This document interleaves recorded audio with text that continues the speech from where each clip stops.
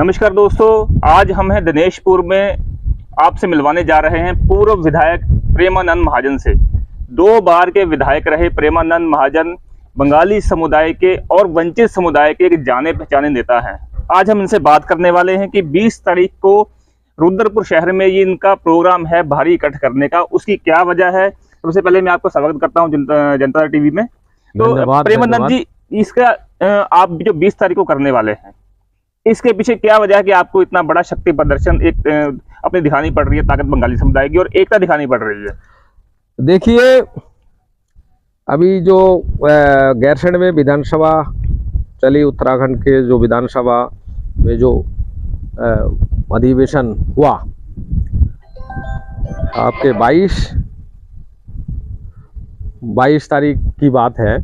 22 तारीख को सदन चल रहा था, उसमें किसी विधायक जी ने हमारे समुदाय के ऊपर गलत टिप्पणी की थी और उस टिप्पणी से समाज में एक नाराजगी फैला।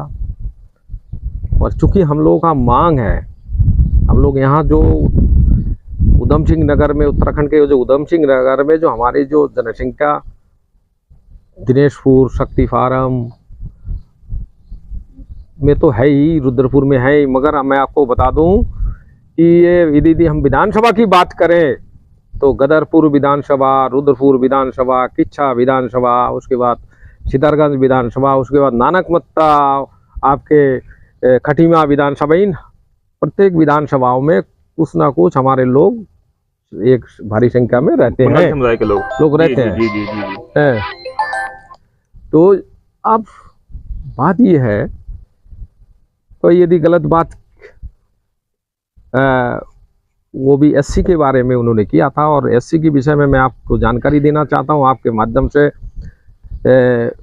आमजन को, क्योंकि बहुत लोगों को जानकारी है भी नहीं। फिर हमारे बंगाली समाज के बहुत लोगों को भी पता नहीं है कि वो है क्या, मुद्दा क्या है, कि जहाँ से सारी बात शुरू हुई। इसीलिए मैं ये आपको ये बात थोड़ा डिटेल में, मैं किसी से नाराज होकर नहीं कहना चाह रहा हूँ, जो वास्तविकता है वो बता रहा हूँ। हम लोग पूर्व बंगाल के लोग हैं, पूर्व पाकिस्तान के लोग हैं हम लोग। जब देश का बंटवारा हुआ तो हम लोग पूर्व पाकिस्तान के हिस्से में आए और एक समझौता हुआ।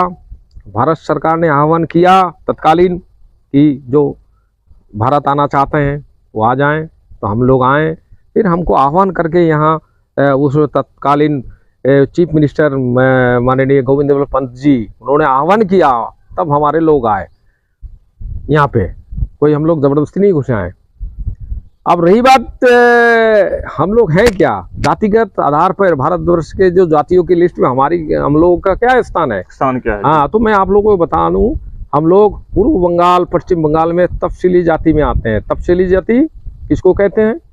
यहाँ जैसे अनुसूचित जाति, जनजाति का एक जो समूह है, अनुसूचित जाति कहा जाए हिंदी में, बंगाल में तफसीली जाति कहा गया है। अच्छा, हाँ, टेक्निकली जो है वो टेक्निकली और तफसीली, वहाँ के बांग्ला भाषा में यदि जातियों की लिस्ट हो, तफसीली जाति का है। अनुसूचित जाति, जनजाति, पिछड़ी, जो भी ये जातियों की लिस्ट है, सामूहिक रूप से उसको तफसीली जाति कहा गया है। हम लोग तफसीली जाति के हैं। और नमोशूद्र, पौंड और माझी, ये 3 जातियों को यहाँ चिन्हित किया है सरकार ने कि इन लोग इस जाति के हैं। और हम लोग, हमें कोई शर्म नहीं है, हम लोग अनुसूचित जाति के हैं। हाँ, हमारे नए बच्चों को पता नहीं है यहाँ, ठीक है, उनको भी धीरे धीरे पता लग रहा है। हम लोग ये स्वाभाविक है कि हमारे लोग पढ़ाई लिखाई में दूसरे जातियों के हिसाब से यहाँ के थोड़ा आगे हैं, थोड़ा बहुत आगे है। और इसके पीछे ठाकुर हरिचांद गुरुचांद जी का हाथ है, जो हमारे समुदाय के गुरु हैं, हैं, जिन्होंने, आपने देखा होगा मथुआ एक धर्म के नाम से एक मंदिर आपको कई जगह में यहाँ पे कार्यक्रम भी होता है। वो हमारे जातिगत समुदाय के वो गुरु हैं, उन्होंने हमें ये रास्ता दिखाया था। और हम लोग ये समझ, वंचित समाज से हैं, दलित समाज से हैं वहाँ के, तो हम लोग यहाँ पे उसी मांग को, जब हम यहाँ लाके बैठाएगा, तब से हमारे पूर्वजों को लाके बैठाया, उस आंदोलन को कर रहे हैं। हम अपनी मांग मान रहे हैं, सरकार मान नहीं रही है। बड़े मुश्किल से तिवारी जी ने हम लोग, हमारे बच्चों को एक वजीफा का व्यवस्था किया। एनडी तिवारी जी जब उत्तर प्रदेश के मुख्यमंत्री थे 1983 में, तो उसी समय से हमारे बच्चों को एक वजीफा अनुसूचित जाति के बच्चों के बराबर, ये समझ लो कि आधा अनुसूचित जाति हमें मान लिया जबकि भारतवर्ष में और कोई ये उदाहरण नहीं मिलेगा आपको। अनुसूचित जाति के बच्चों के बराबर आपके क्या कहते वजीफा छात्रवृत्ति मिलना, ये हमारे साथ ही एक यूनिक मामला है पूरे देश में। यहीं पर आपको मिला। हाँ, एक अविभाजित उत्तराखंड में या उत्तर प्रदेश। हाँ। तो ये हालात, तो जो भी हो, तो इस बात के तो चूंकि हमारी मांग है, चलिए जिन्होंने कहा उनका अपना समझ है। हम लोग यहाँ मजदूरी करने आए हैं, ऐसा नहीं है कि, मगर हमें यहाँ लाके बसाया गया, हमें खेती दिया गया, हम लोगों ने आबाद किया। पंजाबी समाज, पूरब के समाज और हम लोग ये सब सबने मिलकर किसी का 19-20, 18-20 का वो योगदान होगा, तो हमारा भी योगदान है। पंजाबी भाइयों का 20 के, यदि 20 का योगदान है तो हमारा भी 15 का, 16 का, 18 का योगदान है। ये जो आप देख रहे हैं इलाके को बनाने में, एरिया को बंगाली समुदाय के बगैर से एरिया की कल्पना नहीं की जा सकती। पहले यहाँ पे तराई में ये कहावत थी कि यहाँ के मच्छर लोगों को यहाँ बसने नहीं देते, मलेरिया बहुत फैलता था यहाँ पर। कई बार बसाया गया भाई जी, वो उजड़ गए, लोग चले गए। मेरे, अब मैं आपको बता दूं, ये जो आप जहाँ खड़े हो, ये मेरे ताऊ के नाम का अलॉटमेंट है। मेरे ताऊ, मेरे ताई, मेरे वो दादा, दीदी, बड़े, उन लोग तो जो से थे, पूरा परिवार को मच्छर ने खा लिया। मरने से पहले ताऊ जिंदा थे, तो मरने से पहले पिताजी, क्योंकि उन्होंने 2 भाई, हमारे पिताजी और ताऊ जी 2 भाई थे, तो हम लोग वेस्ट बंगाल में रहते थे, पश्चिम बंगाल में हम लोग। तो पिताजी को ये जाके लेके आए। ये 60-61 की बात है, मैं आपको 62 की बात बता रहा हूँ। पिताजी को लाके यहाँ पे बसाया, फिर वो भी चल बसे। तो खाली मेरे परिवार ने कुर्बानी दी ऐसा नहीं है, और भी मिलेंगे ऐसे जिनको मलेरिया ने खा लिया। तो ये हालात है। उसके बाद तो ये भी 20 तारीख को जो अभी आपने जा रहे हैं, तो इसका अभी करंट मुद्दा क्या है? देखिए, करंट मुद्दा ये है कि हम लोग अनुसूचित जाति का हमारा मुद्दा था, मुद्दा है और मुद्दा ये रहेगा। सरकार कितना इसमें हमारे लिए वो भारत, चूंकि ये मामला जो है, ये इसका सॉल्यूशन जो है भारत सरकार के पास है, स्टेट गवर्नमेंट के पास नहीं है, राज्य सरकार के पास नहीं है। राज्य सरकार का काम मात्र केवल और वो आपके प्रस्ताव भेजना और सिफारिश करके मुख्यमंत्री अपने व्यक्तिगत प्रभाव से प्रधानमंत्री से बात करे, गृह मंत्री से बात करे, करके वहाँ से फिर संसद के पटल पर ये इसका बिल आएगा, बिल पास होगा।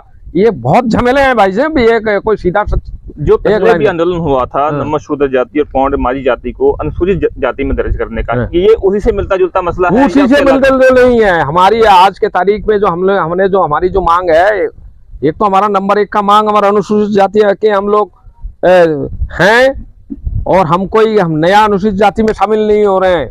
हम अनुसूचित जाति के हैं, वो बाहर 7 स्टेटों में उनको वो दर्जा है, पश्चिम बंगाल में और उड़ीसा में, ऐसे 7 स्टेट, त्रिपुरा में, आसाम में, 7 स्टेटों में, हमारे भारतवर्ष के 7 स्टेटों में हम लोग SC हैं, पहले से ही है, वहाँ मान्यता मिला हुआ है।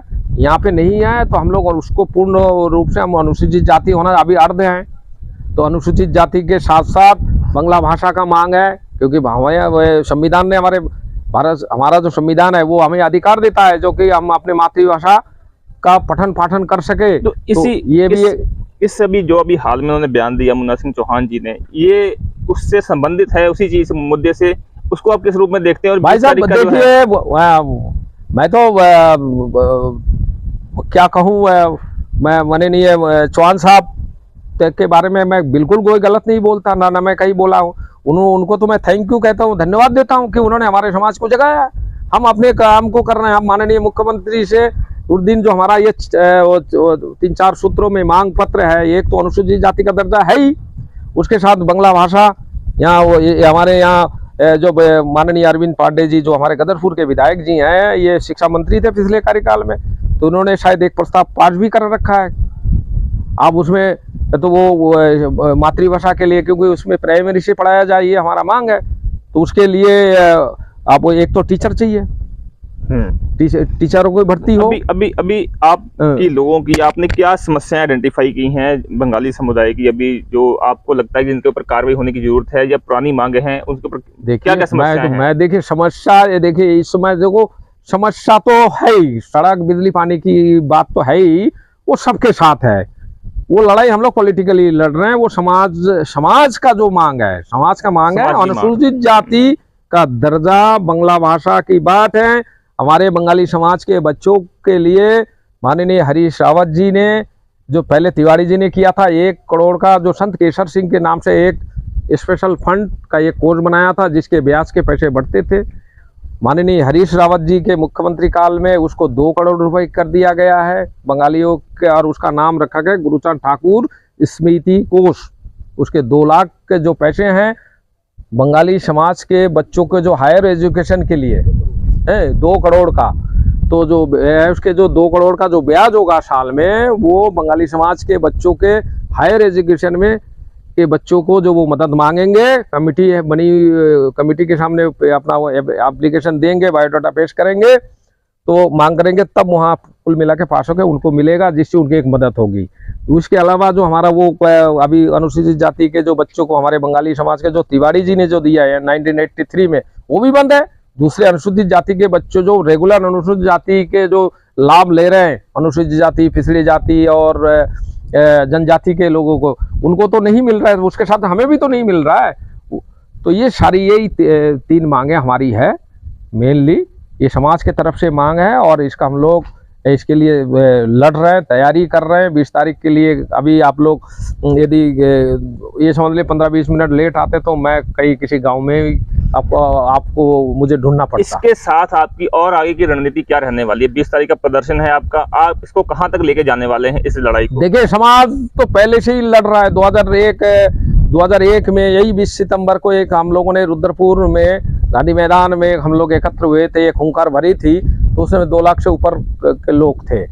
तो हम लोग इसीलिए हम लोगों ने 20 सितंबर को ही चुना कि हम लोग उसी 20 हमारा ऐतिहासिक दिन है, संघर्ष का दिन है, तो उसको याद करते हुए हम लोगों ने ये मीटिंग की पहले आयोजन किया, और उसकी तैयारी में सब लोग लगे, खाली मैं नहीं। हमारे ये जो आंदोलन, ये जो जमाव और इसके खाली प्रेमानंद काम नहीं कर रहे हैं, भारतीय जनता पार्टी के जो नेता लोग हैं वो भी काम कर रहे हैं, कांग्रेस के नेता लोग वो भी काम कर रहे हैं, आप पार्टी के लोग भी काम कर रहे हैं। कुल मिले के जितने भी पॉलिटिकल पार्टी के लोग हैं, लीडर्स हैं, सामाजिक कार्यकर्ता हैं, सब लोग काम कर रहे हैं। और इसीलिए हमें वो हम लोग भाई बन के समाज के हितैषी बनकर सब लोग काम कर रहे हैं। पहले 20 सितंबर को हम लोग सम्मेलन को सफल पहले कर लेने दीजिए, उसके बाद आगे की रणनीति होगी। और ये समझ लीजिए ये जो आग लगी है, हम अपने मांग को, हम किसी को बुरा नहीं कर रहे। मुख्यमंत्री जी हमारे लिए अच्छे हैं, मुन्ना सिंह चौहान जी अच्छे भी हैं, और छोटी मोटी बात तो उठती है भाई। देखिए जो कर्तव्य नहीं करेंगे या आप ये एक बात जान लीजिए, हम आपके प्रति आश्रित हैं, आपको तन मन धन से आपकी मदद कर रहे हैं, तो कहीं ना कहीं आपसे उम्मीद भी तो करेंगे कि आप हमारे समाज के, हमारे सुख दुख में हमारे साथ में खड़े हो। तो देखते हैं 20 तारीख को कौन लोग हमारे साथ में खड़े होते, ये भी तो टेस्टिंग होगा। अगला सवाल ही रहने वाला है, क्योंकि बंगाली समुदाय इस तराई के क्षेत्र में एक बड़ा समुदाय है, तराई को बसाने में इसका योगदान है। वर्तमान सरकार में आपके समुदाय के कितने विधायक या क्या प्रतिनिधित्व है अभी इस समय की सरकार में? नहीं, वो तो आपको भी पता है कि देखिए यहाँ पे मैं आपके मन में इसके लिए मैं एक बात मैं आपको बहुत स्पष्ट कहना चाहता हूँ। इस समय प्रेमानंद महाजन जो काम कर रहा है, समाज के लिए कर रहा है, मेरे मन में बहुत बड़ा खौफ पहले भी नहीं था। मैं आपको बता दूं, 2 बार मैं यहाँ से हमारे लोगों ने MLA बनाया है। मैं तो उस कर्ज को कैसे, मैं क्योंकि बहुत बड़ा कर्जदार हूँ समाज के, बल्कि सर्व समाज का कर्जदार हूँ, मगर चूँकि मैं जिस समाज में, तो उन लोगों ने थोड़ा ज़्यादा वो बढ़ चढ़ के जो मदद करनी चाहिए थी उन्होंने किया, तो कर्जदार तो उनका हुई। मैं तो उस कर्ज को थोड़ा बहुत भी कम कर लूँ, ये मेरे में आशा है। टिकट विकट की बात है, देखो कांग्रेस अभी से लड़ा था, पिछले भाई अरविंद भाई और हम लोग आमने सामने थे, 1120 वोट से हारा हूँ। अब वो तो कांग्रेस से अभी जब 27 की बात है, पार्टी का मामला है। देखो टिकट भाई साहब एक ऐसी चीज है, पॉलिटिकल टिकट ना अच्छे अच्छे का टिकट कट जाता है, तो बात को देखेंगे। अभी तो समाज के लिए काम कर रहा है। क्या आपको राजनीतिक नेतृत्व से शिकायत नहीं है कि बंगाली समुदाय को उचित प्रतिनिधित्व नहीं मिल रहा कि वो विधानसभा में अपनी बात भी रख सकें? भाई साहब देखो अब मुझे तो टिकट दिया, मैं 1120 वोटों से हारा, तो मैं अपने जिस पार्टी से के साथ भी बिलोंग करता हूँ वहाँ शिकायत का क्या मतलब हो सकता है। रही बात है जिन लोगों ने हमारे समाज के ज़्यादातर लोगों ने जिन लोगों को सपोर्ट किया, तो इस समय ज़रूरत है उन लोग हमारे इस आंदोलन में शरीक हो, बढ़ चढ़ के हिस्से दे। भाई आज के कुछ चारों तरफ से खाली हिस्सेदारी है, तो आदमी के साथ साथ एक आंदोलन को खड़ा करने के लाखों रुपए खर्च हो रहा है ना, हो रहा है। आप समझ, तो यदि शक्ति फार्म, सितारगंज, कहाँ कहाँ से लोग आएंगे, यहाँ से रुद्रपुर जाएंगे, रुद्रपुर के लोग आएंगे, तो इसमें कई तरह से उन लोग मदद करना चाहे तो कर सकते हैं। मगर तो 20 तारीख का जो प्रदर्शन है वो बड़ा रहने वाला है। देखिए अब देखो सरकार के खिलाफ ये आंदोलन है, ठीक हो मैं निसंदेह मैं आपको कहना चाहता हूँ बड़ा शक्ति प्रदर्शन आप लोगों ने ये करने का। हम लोगों का प्लान तो कि बड़ा हो, इसके लिए हम लोग को दिन रात लगे हुए हैं, मगर सरकार के विरुद्ध ये आंदोलन है।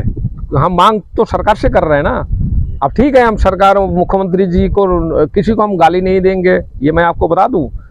किसी के खिलाफ हम लोग जो भद्र भाषा में जो कहना चाहिए अपने मांग को हम भद्र भाषा में प्रस्तुत करेंगे। हमारा वो जो मांग पत्र है वो भद्र भाषा में जाएगा। अब फिर भी सरकार के खिलाफ तो है ही, ये तो झुमला ही नहीं। मांग तो सरकार से करनी है, सरकार से ही करनी है, तो आंदोलन तो सरकार के खिलाफ ही है साहब।